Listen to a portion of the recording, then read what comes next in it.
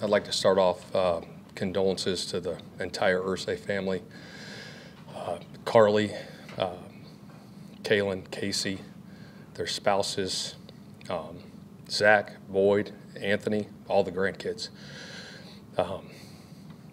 You know, prayers and thoughts with them during this time. You know, a lot of you guys knew Mr. Irsay really well and covered this team for a long time. And, you know, I was with him for 2 years. Phenomenal human being. You guys know how generous he was. I told the team last week, you know, every time I talked to him in the building, on the phone, every time, he would always tell me at the end, Coach, whatever you need for this team, this organization, we got you. And that was the man he was. And just thoughts and prayers with all of them through this time, for sure. And we're going to honor this season for Jim, and we're going to win for Jim this year, for sure. Just the passion he had for this city, this organization, a football guy. I remember sitting down with him for probably 4.5 hours, just me and him, in a hotel in Philadelphia on a Friday night, and we talked for a long time about everything, the team, philosophy, his passion. He'd tell me stories from 1986 and 1990, and he went back and knew everything. But just a phenomenal human being. Yeah, I'm embedded in him. I mean, gratitude for sure. To take a chance on anyone to be one of 32 in this league is pretty special. So I'll ever be grateful for that, for sure. It means everything.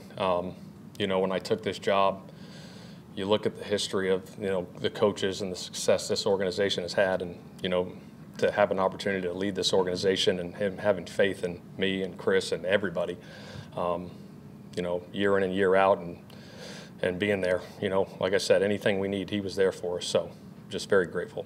It was unbelievable. The man he was, obviously, was a GM of this football team, took over for his dad, was a football guy. The conversations you could have with him about football and the game plans, he understood it all. And that's a special part of an owner, to be that in depth and that involved in the football team was special. He was always there waiting in the locker room after every game, sitting there waiting, and we'd have our talks after the game. And it was very fun. The generosity, how much he cared. You know, for an owner like him to be involved as he was with the football aspect, you know, dating back, hearing the stories before I even got here, we had these shirts made up for him. He was a weight room guy. He used to go in the weight room and lift with the players and create that bond, which was special. And just how much passion he had for the horseshoe. You know, he'd always talk about the horseshoe. We represent the horseshoe in this building, outside this building, in the community, and I think he left the city of Indianapolis in a really good spot. Yeah, it's like losing a family member, right? You know, it was times where I felt like J.I. treated me like I was one of his sons, even though he didn't have any, you know? It's kind of funny because that's part of the conversation me and Edge had, you know. It was like we were his sons. Like he would have did anything for us. So when you lose something like that, it definitely shocks the soul. I think everybody knows his biggest characteristic, and I mean, he had the biggest heart in the city, right? I think we all know how caring he was, how easy he was as far as giving, right? I've always said, I mean, you know, to a lot of people in the city, kids and all that stuff, you know, like the athletes, they think the athletes are the real heroes, right? No, we were just Robin. He was the Batman. You know what I'm saying? So, you know, I think he was definitely the heart of the city. Man, I know that's all he used to talk about. You know, my first time meeting him, you know, he told me I was going to help bring the Super Bowl to this city, and you know, and I'm just glad I was able to help deliver, you know, that part. You know, you're talking, you know, to a kid that's coming from Louisiana and, you know, go to Miami. You know, you just trying to be happy to be here. You're just trying to fit in. right? And then when you get the owner of the team that's putting you into that formula, right, and telling you how much that you're going to help and be a part of this organization, right? It puts a little pressure on you, you know. So you just want to make sure that you deliver. I told the receivers.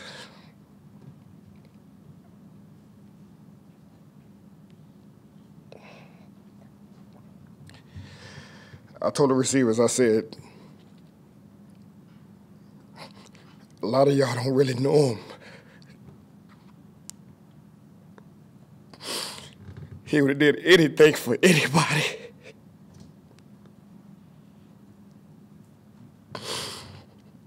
He really gave the clothes off his back. I said, y'all don't really know him. And luckily, like all them dudes, they've just been here, right? So you don't know nothing else. But I said, but he cared about his players. He cared about his team, cared about the city. And it wasn't just the players, he cared about people in the building. Like, it was that dude. And I told him, I said, straight up, man, like, y'all don't really know him. I said, but y'all got to push your ass for him. Because he would have did that for y'all. Right, so, yeah, that's what I told him. I said, man, y'all got homework to do, man. Like, read about him, right? Learn about him so you really know the type of person he was. Like, a lot of people don't know. I remember on my last contract, you know, me re-signing here, and I don't even think I'm coming back, to be honest with you. I'm getting ready to take a trip to Chicago and Kansas City, and they blowing my phone up, you know, trying to set up a flight, and they kind of going back and forth. Then all of a sudden, my phone rung, right? And it was his number. I'm like, what the hell you calling me for, you know? I answer the phone, and it's him, right? He got that, hey, Reg, what you doing? I mean, I'm about to take a trip to Kansas City, you know? And he said, you know what? Nah, you're not taking that trip. He said, let's get this thing done. I said, what took you so long to call, you know? And he said, oh, I had to watch my favorite TV sitcom.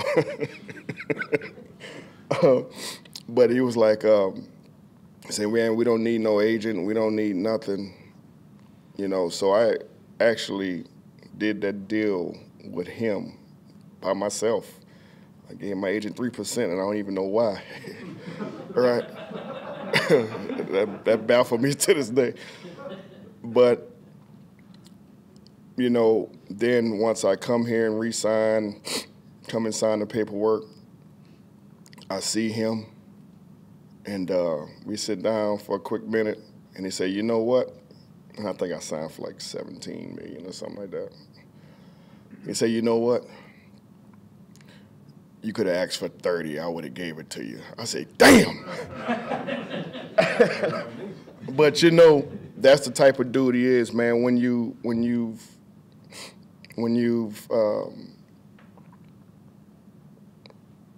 get to know him, right? When you get to know him, he'll give you whatever you need. Yeah, that's what a lot of people don't know. Like, yeah, we see him do stuff on Twitter, and he gives out $100 bills. He was at the Edge induction for the Hall of Fame, just making it rain on everybody. Like, who the hell does that? You know? But yeah, he's that dude. I'm gonna miss him. I think first thing first, just expressing condolences from not even just myself, my family, with the Irsay family, as well as the locker room, being a guy in the locker room. Able to see him after games, any interaction the team has had with Mr. Irsay and his family has been beautiful.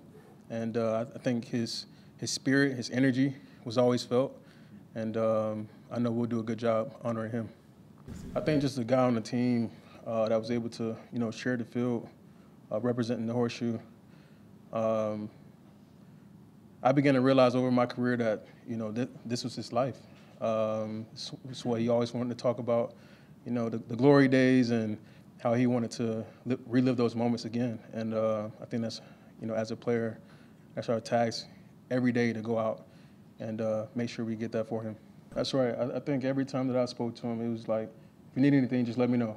So I think, as a player, knowing that things were taken care of if it ever came that time that you needed a question answered or you wanted something done, it was always his task, and his leadership was always felt. So I had a deal go on one particular season, and I had a death in my family before we played a team, and he was able to align some travel to where I was able to see my family for, just that day. I was able to attend the funeral on a work day, and just giving me that time to go back and see my family and have that time with a death in my family.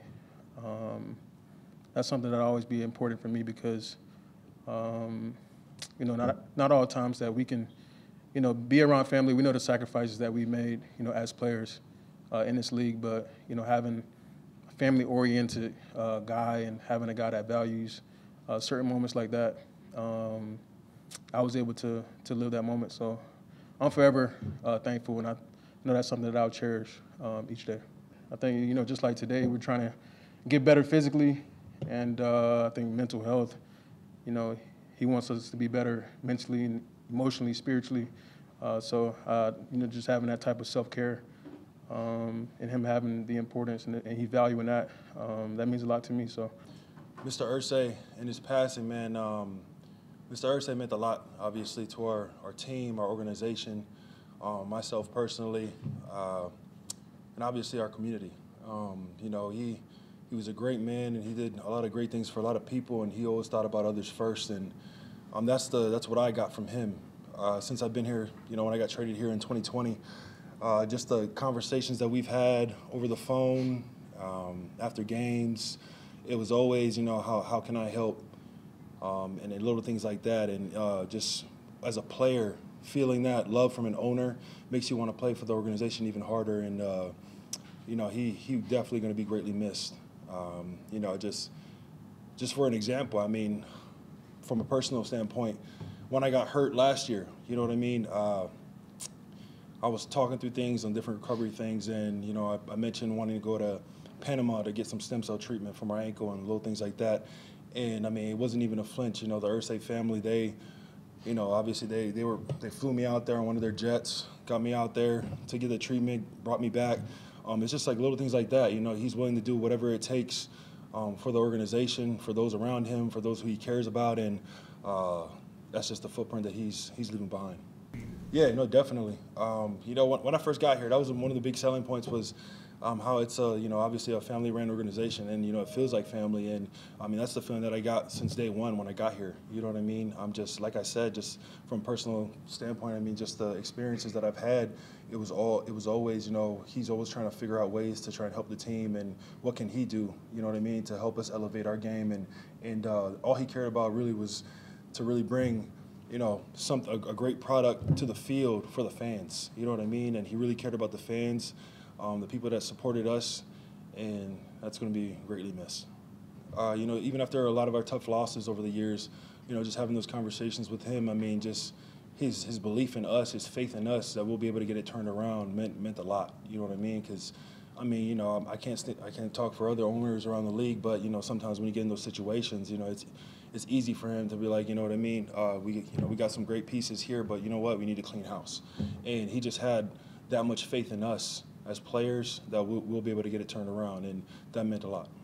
I mean, it was a shock hearing the news, and like I said before, I mean, as a player, when you have an owner that appreciates you and is all in with you and cares deeply about you and your success, it makes you want to play for them even harder. And I mean, just obviously with his passing, definitely want to dedicate the season to him and putting a great product on the field that, something that he'll be proud of in the city of Indianapolis as well. Absolutely. I mean, first of all, I just have tremendous gratitude towards him, obviously, because he picked me, right? So, just being able to be part of this, family and everything that he was to everyone here. And then just, listening to, Reg talk about stories of how he used to be, back in the day, how he was in here lifting, he was talking to everybody, calling, people brother, family, and just, all that stuff. But my personal favorite memory of Jim was the Sunday night Bomb Cyclone game. And afterwards, we walk in and he just starts going, boom, boom, we will, and then he keeps on singing the thing, and that was probably just one of the funniest, best, moments that I think that I've ever had. So he will be sincerely missed, and we're going to do everything that we can do to basically honor him in every single way. I mean, he really grew up in this team, and what he really preached is he preached that the horseshoe is bigger than everyone, and he really poured everything he had into this place and basically making it the best place possible, and just the way that he treated people, right? Because you would think somebody of his status would just kind of delegate everything else to everyone because of his stature, but he really wanted to be in here kind of doing everything with us, and I feel like that's what really made him special. So honestly, it's great because there's sometimes when we're all down and we may have just lost and we're wow, everything's going bad, and he walks in and he gives us a nice really nice speech, and he's never he never had any bad talks. Everything was always positive. Everything was always building. Hey guys, we're getting to this. Just keep on working, and that's really what you want from a guy that kind of runs our team. Is you don't want him to come in crashing on everybody because that's not very fun. But I think I still remember the day he called me. I was like, man, this dude was really excited, getting on the phone with him. And just after the games, whether we won or lost, Jim was always, with us. He'll stroll in and, if we, won or lost, whether it was a big win or a huge loss, it was always about the players. And, that was the thing I loved most about Jim. It was always the players, the team, the organization, the family. And this past year, I've been here 8 years. I've gotten to know all of you, everybody in the building. And, it was Hammer. I don't know if you guys know Fuzz, the groundskeeper. And I was like, man, he had them come up and, break the team down, all of that, keeping everybody in the organization, this whole entire building, Then you have, Ryan Kelly when he lost his child.